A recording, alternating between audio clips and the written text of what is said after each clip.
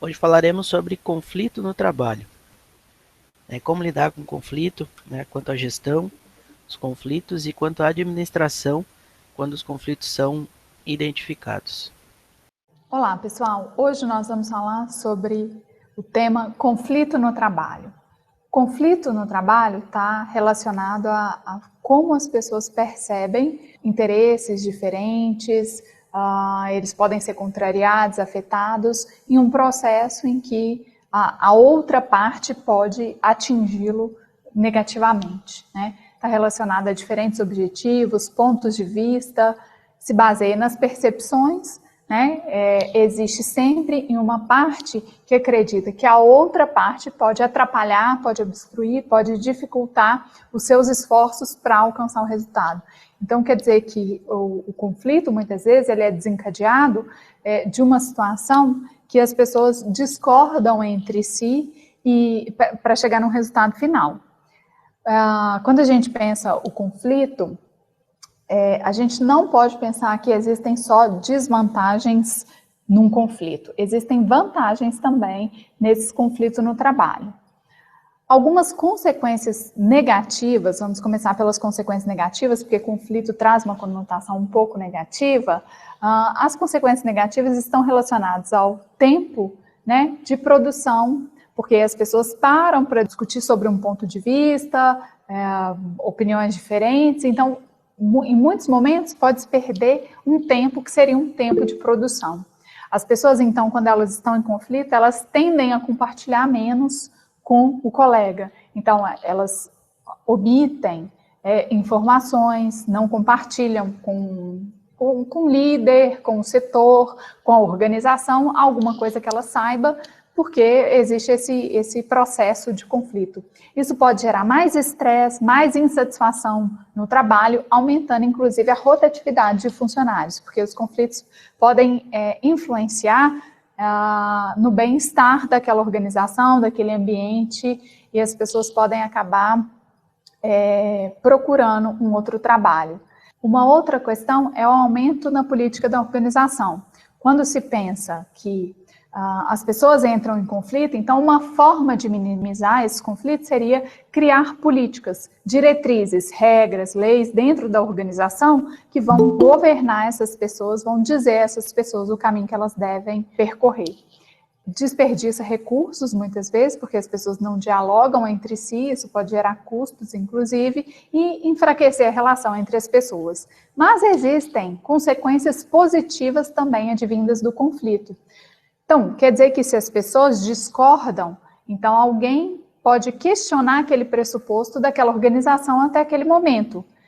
Então, a lógica de argumentos que a organização utiliza, que os líderes utilizam, podem ser questionados, a lógica pode ser questionada, o pressuposto pode ser questionado, aquela ideia, tudo que acontece, aquele hábito ali até aquele momento, trazendo para a nova situação uma nova ideia, uma oportunidade de diálogo entre as pessoas, uma mudança naquele contexto que vai favorecer ainda mais a organização, a equipe, né? Então, as mudanças, os conflitos, na verdade, muitas vezes podem ser benéficos à organização para alcançar um melhor resultado. Inclusive, uma maior coesão dentro de uma empresa quando você tem conflitos externos, né, que podem influenciar internamente. Então, as pessoas tendem a se aproximar para enfrentar aquele desafio naquele momento. Algumas situações podem, então, minimizar esses problemas de relacionamento dentro das organizações. Alguns conflitos podem ser construtivos, e aí você pode ter diferentes opiniões, ideias, recomendações de melhoria, e, ao mesmo tempo, você pode ter conflitos que são conflitos mais simples, mais simples no sentido de não ser um conflito organizacional, talvez, um conflito interpessoal, na verdade, que poderia ser resolvido de uma outra forma, né? Então, por exemplo, quando as pessoas têm uma maior inteligência emocional, quer dizer que elas conseguem controlar melhor as suas próprias emoções, e esse controle das próprias emoções pode impactar positivamente na emoção do outro. Então, ao invés do outro ficar nervoso e gerar uma discussão, se você está mais tranquilo, mais equilibrado, você consegue muitas vezes estabilizar a situação ali de conflito. A equipe mais coesa tende a ter menos conflito negativo. Isso quer dizer que se você está dentro de uma equipe coesa, que se relaciona bem, se existe um conflito ali naquele momento, você vai evitar ter maiores problemas com aquele grupo de pessoas, porque você quer manter o bem-estar. É isso, obrigada. Está aí o que é o conflito e como ele se dá, né? Como ele acontece dentro das organizações. Eu fiz aquele destaque no texto aqui, pessoal, para nós, para a gente entender um pouquinho melhor o que é o conflito, né? Como ele inicia, como ele se dá, como a gente classifica ele dentro de uma organização. Então, primeiro, o que é um conflito? Vamos definir aí, vamos caracterizar, né? É um processo no qual uma parte percebe que os seus interesses estão sendo contrariados ou afetados negativamente pela outra parte. Ele pode ocorrer quando uma parte obstrui outra de alguma forma na busca dos seus objetivos ou simplesmente quando uma parte percebe a situação desta maneira. O conflito ele é bom ou é ruim? Né? Pela entonação que a palavra tem, é uma coisa ruim, né? É assim que a gente compreende dentro da organização. Porém, é uma área de estudo, né? O conflito dentro de organizações, e a gente pode ver que além de ser totalmente ruim, ele também pode trazer alguns benefícios. Depende de como isso vai ser tratado dentro da empresa, tá? A opinião dominante quase sempre foi que o conflito é disfuncional. Elton Mayo, que fundou a Escola das Relações Humanas da Universidade de Harvard e é considerado um dos fundadores do comportamento organizacional, acredita que o conflito entre funcionários e gestores prejudica a eficácia organizacional. Discórdia com o seu supervisor, por exemplo, desperdiça um tempo produtivo, viola a hierarquia de comando e questiona a alocação eficiente de autoridade, na qual os gerentes tomam as decisões e os funcionários as seguem. Então, parar para resolver ou executar um conflito gasta tempo dentro da empresa, né? Onde esse tempo poderia ser direcionado para o trabalho, tempo e energia. Consequências negativas e consequências positivas, né? O que a gente tem como consequência negativa? Uso tempo, que poderia ser produtivo, menos compartilhamento das informações, mais estresse, insatisfação no emprego e rotatividade, aumenta a política na organização, desperdiça os recursos e enfraquece a coesão da equipe, né? O conflito entre os seus membros. Quanto aos positivos, pode melhorar a tomada de decisão, então testa a lógica dos argumentos, questiona os pressupostos e o funcionário mais adaptável às mudanças ambientais, maior coesão da equipe, conflito entre equipe e antagonistas externos. Então a gente pode observar através desses conflitos, né, dependendo para onde eles estão direcionados, problemas que possam estar envolvendo a empresa e a gente não está se dando conta. Então através do conflito é um radar ali, a gente consegue detectar isso. Mas tudo vai depender do que a gente vai falar a seguir, que é da gestão e da administração desses conflitos, né? Os benefícios do conflito. O psicólogo e filósofo da educação John Dewey louvou seus benefícios. O conflito é o provocador do raciocínio. Ele nos move para a observação e a memória. Ele instiga a invenção, ele nos tira da passividade dos rebanhos e nos coloca em observação a maquinação. Só na década de 70, os especialistas em gestão de conflito começaram a adotar a perspectiva do conflito ideal. De acordo com essa perspectiva, as organizações são mais eficazes quando há algum nível de conflito, mas se tornam menos eficazes quando o conflito atinge níveis mais altos. Segundo Dewey, o conflito estimula as pessoas a debater questões, a avaliar alternativas de forma mais completa. O debate testa a lógica dos argumentos e encoraja os participantes a reexaminar seus pressupostos básicos sobre o problema e sua possível solução. O segundo benefício possível do conflito moderado é que ele evita que as empresas entrem em estado de estagnação e não se adaptem ao seu ambiente externo. Por meio do conflito, os funcionários questionam continuamente as práticas e ficam mais sensíveis à insatisfação das partes interessadas.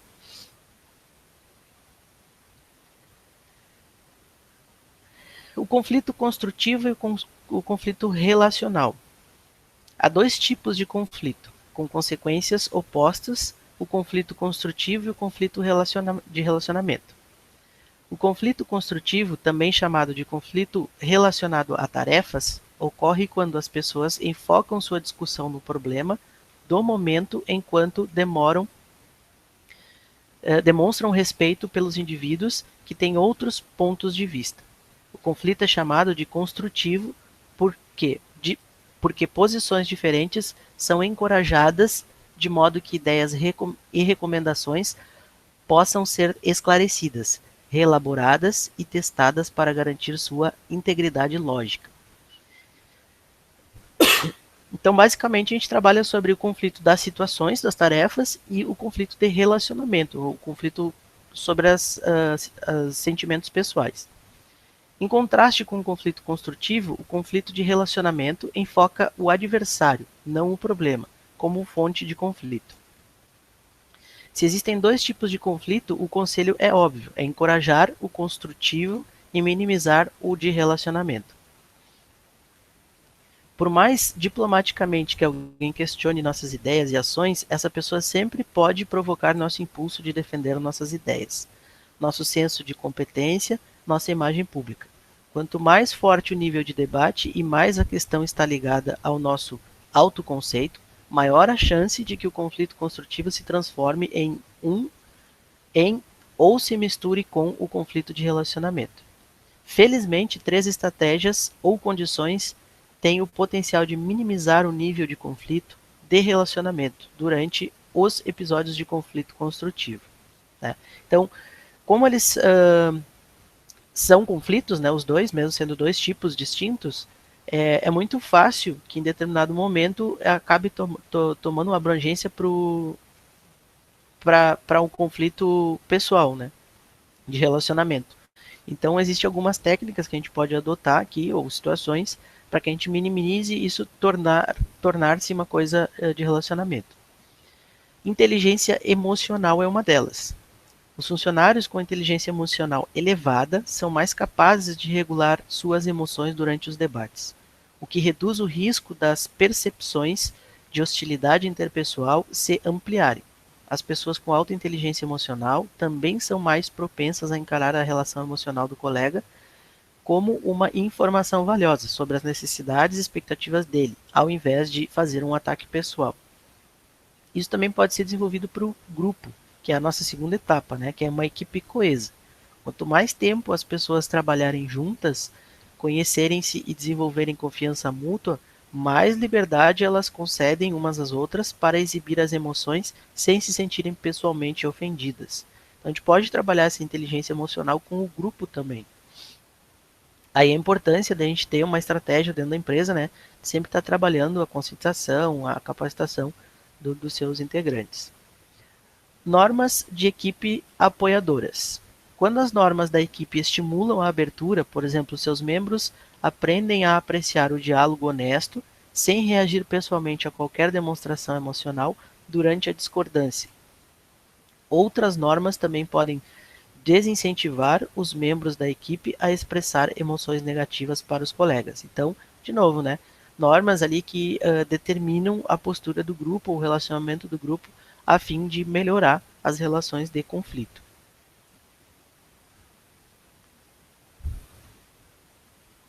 Aqui vem um caso, pessoal, dentro da Intel, né, de que aconteceu dentro da Intel. Um gráfico, né, que mostra as fontes do conflito, objetivos incompatíveis, diferenciação, interdependência, recursos escassos, regras ambíguas e má comunicação. Isso tudo pode gerar conflitos. Aí, essas situações elas vão acarretar na percepção e emoção do conflito, né? Então, se vai ser pessoal ou das atividades, né? E aí vai haver a escala do conflito, né? Se ele é de baixa escala ou alta escala, ou de mais fraco ou mais forte, né? O conflito manifesto vem do estilo de conflito, as decisões e os comportamentos claros, então o que vai se adotar diante desse conflito, para se obter finalmente os resultados, sendo positivos ou negativos. Né? Como positivos, decisões melhores, uma organização adaptável, coesão da equipe, o amadurecimento da equipe, né? Com os resultados de conflitos anteriores, a equipe vai tornando-se mais consciente sobre. E os negativos, né? Estresse, moral, rotatividade, política, desempenho inferior, informações distorcidas.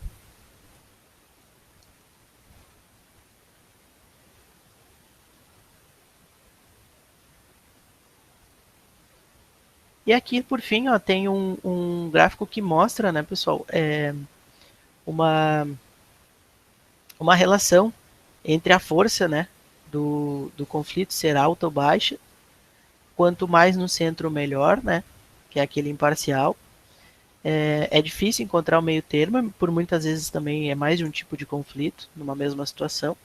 E aí cabe a equipe de gestão de conflitos usar as estratégias para saber como vai resolver os problemas ou se vai ceder ao conflito e deixar que aquilo, né, acabe acarretando nos resultados negativos.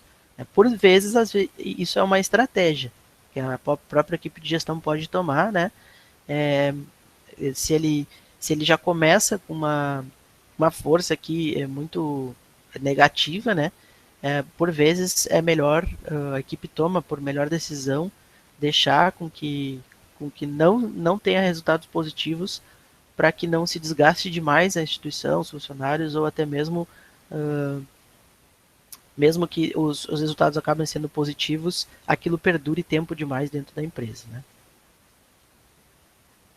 Tá? Então aqui foi só uma definição do que são os conflitos dentro da empresa, como eles ocorrem e o que são seus principais geradores, tá, turma? Agora eu vou puxar aqui para nós a questão da gestão, como é que a gente lida com isso.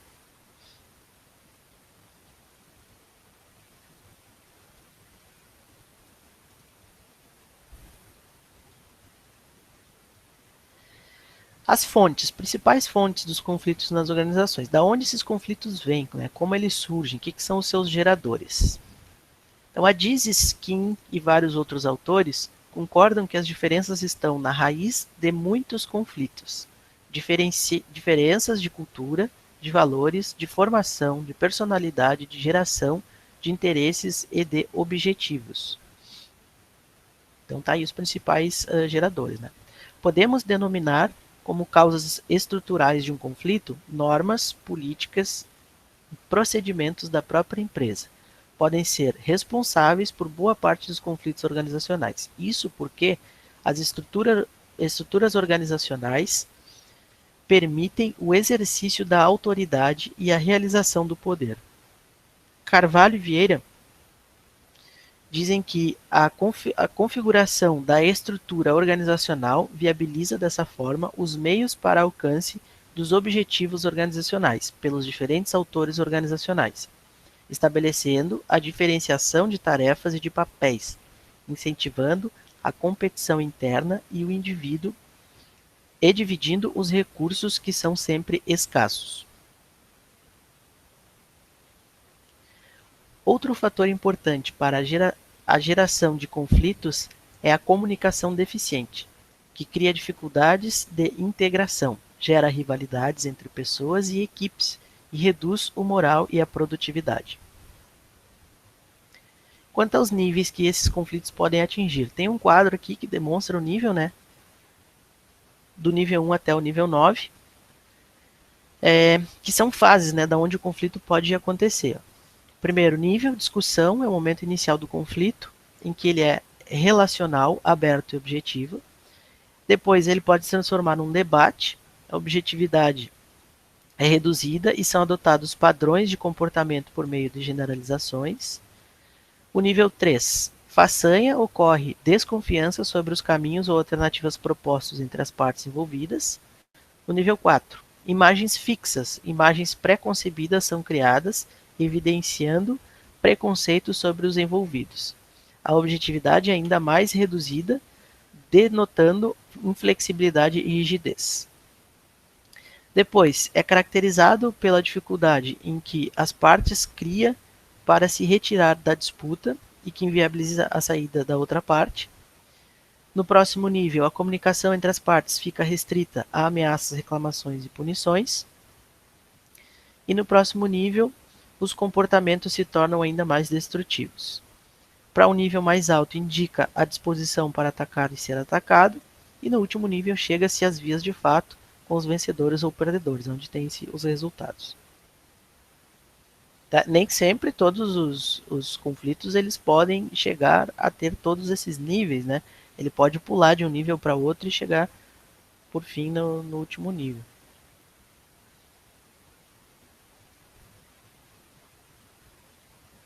Aí tem um quadro, né, do nível funcional, né, das situações, né, onde a gente tem o nível do conflito baixo ou nenhum até alto, onde o ideal seria um ótimo, onde existe-se aquele desenvolvimento, né, da consciência entre as partes ou do grupo, aonde num nível baixo ela é apática, estagnada, invisível, as mudanças, a ausência às novas ideias, onde não contribui, né, para nada dentro da organização ou dentre as partes envolvidas, ou até ao mais alto, onde ela será rompedora, caótica e não cooperativa. Né? E o ideal seria viável, autocrítica e inovadora.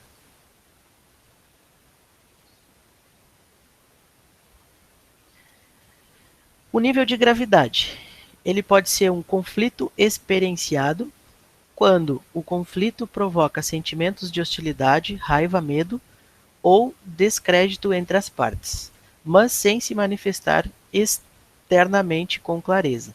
É chamado de conflito velado. O conflito manifestado, quando o conflito é expresso por meio de um comportamento hostil, por pelo menos uma das partes, é o chamado conflito aberto, que se manifesta sem dissimulação e é percebido por terceiros. Quando não administrado, pode interferir na distância da organização, na dinâmica da organização.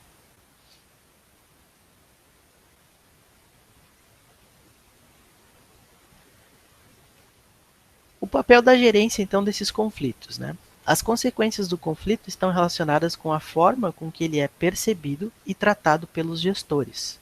Para produzir bons resultados, os conflitos precisam ser administrados e gerenciados pelas lideranças, por meio de estilos ou estratégias de ação.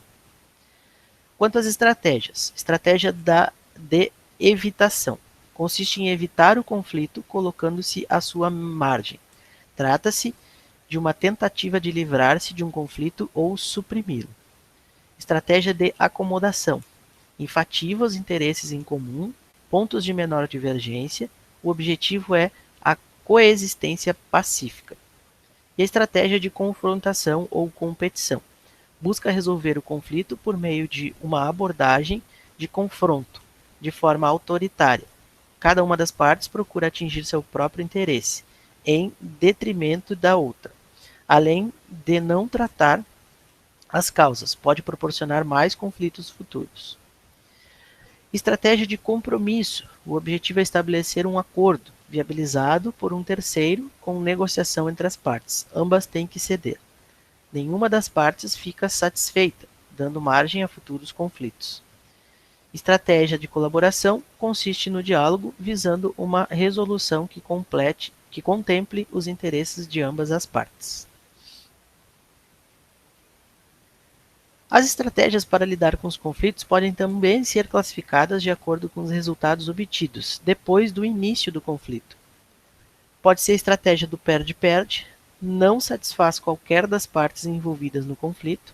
Exemplo, acomodação, evitação do compromisso. Ganha-perde, satisfaz apenas uma das partes envolvidas no conflito. Exemplo, uma competição. E o ganha-ganha garante a resolução do conflito, propiciando resultados para ambas as partes envolvidas. Exemplo, uma colaboração. Tá? Então, aqui algumas técnicas de posicionamento, né, de como uma equipe gestora de conflitos vai lidar, né, ou vai confrontar a situação de conflito dentro da sua organização. E nós ainda temos a administração de conflitos, né, que complementa as ações dessa equipe gestora aí dos seus conflitos. Um fator importante a ser observado é a abrangência do conflito, uma vez que este pode ser generalizado, envolvendo toda uma organização, ou se desenvolver apenas de um indivíduo consigo mesmo. Aqui tem um quadro, né, que demonstra a abrangência macro, né, da organização toda até um grupo, um setor, por exemplo, interpessoal entre dois indivíduos daquela organização, ou até mesmo individual, onde o indivíduo possa ter um conflito consigo mesmo.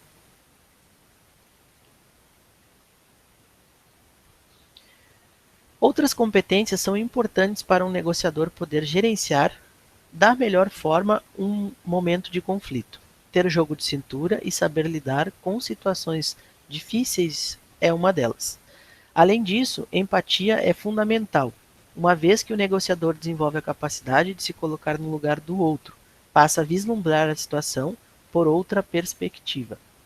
Conflitos, no entanto, podem ser solucionados ou estimulados, dependendo dos interesses do negociador ou da empresa que ele representa. Para isso, existem muitas técnicas de administração de conflitos, que são bastante utilizadas. São elas: resolução de problemas. Essa técnica consiste na promoção de encontros entre partes conflitantes com o intuito de identificar os problemas e resolvê-los por meio da discussão aberta. Metas superordenadas. O administrador cria uma meta compartilhada para as partes envolvidas. Essa meta precisa ser definida de tal forma que não possa ser atingida sem a cooperação entre as partes conflitantes. Expansão de recursos. Trata-se de uma técnica que funciona especialmente quando a causa do conflito foi a escassez de algum recurso. Sendo assim, a decisão pela expansão do recurso pode criar uma solução em que ambas as partes saem ganhando. Não enfrentamento. Normalmente é utilizada quando o conflito não é vantajoso para uma das partes, ou quando esta se encontra em grande desvantagem. Suavização. Trata-se de minimizar as diferenças entre as partes envolvidas nas situações de conflito, de modo a enfatizar seus interesses comuns. Concessão. Cada uma das partes abre mão de algo valioso em prol de atingir uma situação em que ambas ainda saiam satisfeitas. Comando autoritário. A pessoa envolvida na administração usa sua autoridade formal para resolver o conflito e depois comunica o seu desejo às partes envolvidas. Alteração de variáveis humanas. Utilização de técnicas de mudança comportamental, como treinamento em relações humanas, por exemplo, com o objetivo de modificar atitudes e comportamentos praticados. A alteração de variáveis estruturais inclui mudanças na estrutura formal da organização ou nas formas de interação entre as partes conflitantes.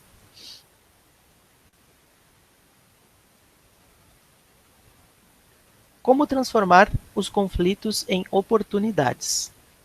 Para Rodrigues e Serrano, é o encontro entre duas ou mais linhas de força com direções convergentes e sentidos opostos, resultando desse encontro a necessidade de uma gestão eficaz da situação, de modo a ser retirado algo de positivo dela. Podem ser vistas como uma possibilidade de aprender com os erros e garantir um desempenho melhor após a sua resolução. É possível também que o conflito ajude a desvendar problemas ocultos, permitindo que se confronte algo que sequer se conhecia e que poderia trazer problemas futuros. No entanto, é a forma como a organização ou os negociadores irão lidar com os possíveis conflitos que definirá se as consequências serão positivas ou negativas para a instituição. Tá? Então, depende, né, de que ferramentas serão utilizadas na sua gestão e quais são os interesses da instituição diante desses conflitos para que ela acabe encaminhando esses conflitos para os resultados no qual ela espera, seja eles positivos, negativos ou não. Né?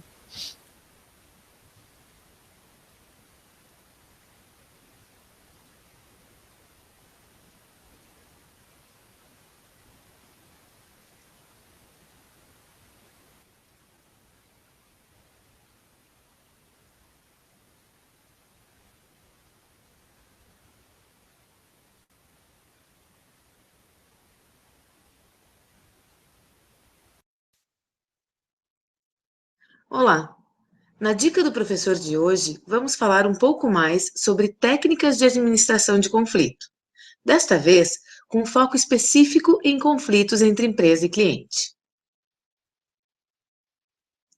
São muitas as situações de conflito entre empresa e cliente.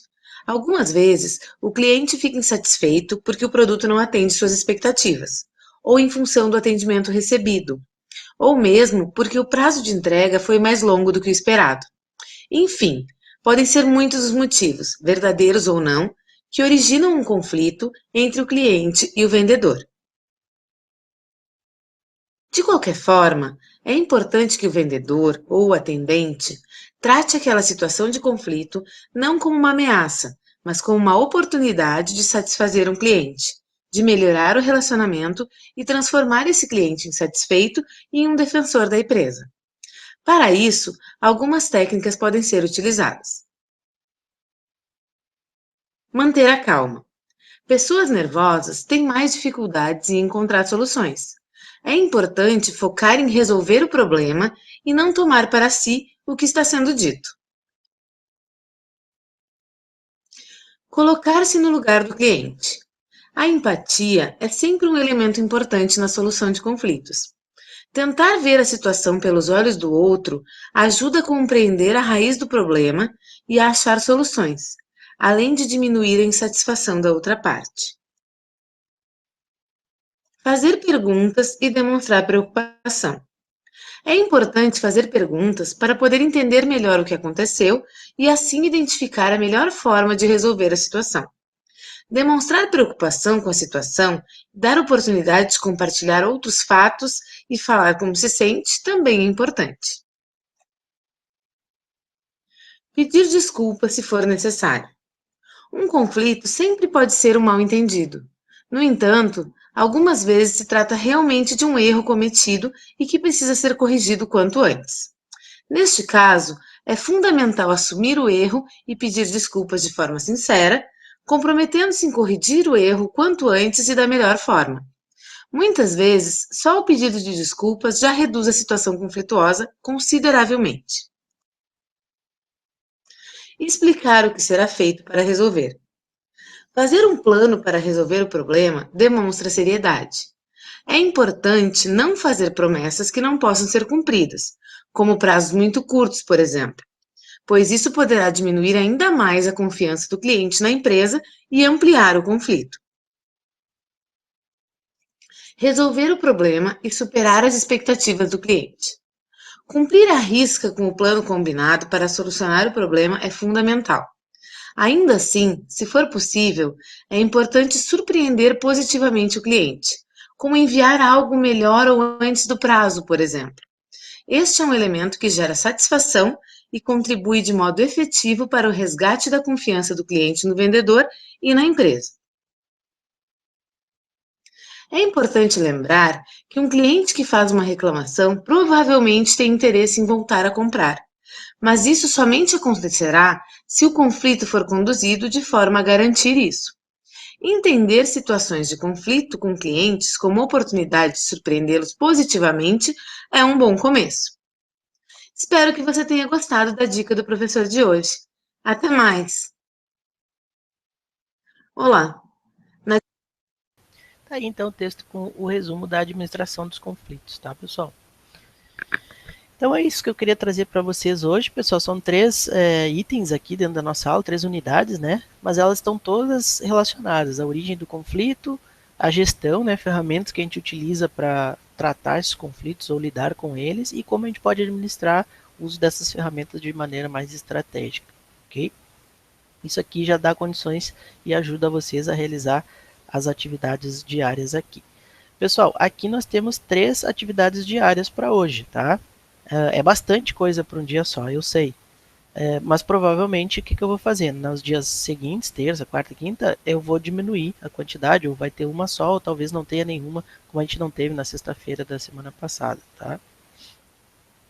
Ou melhor, a gente teve uma só na sexta da semana passada, né? Então, não se preocupem aqui na sobrecarga, não vou botar 2 dias com 3 unidades seguidas, tá? Lembrando que isso aqui vale pontos, tá, pessoal? As atividades da semana, todas elas, valem 2 pontos, ok? Na semana passada nós tivemos 9 unidades, tá?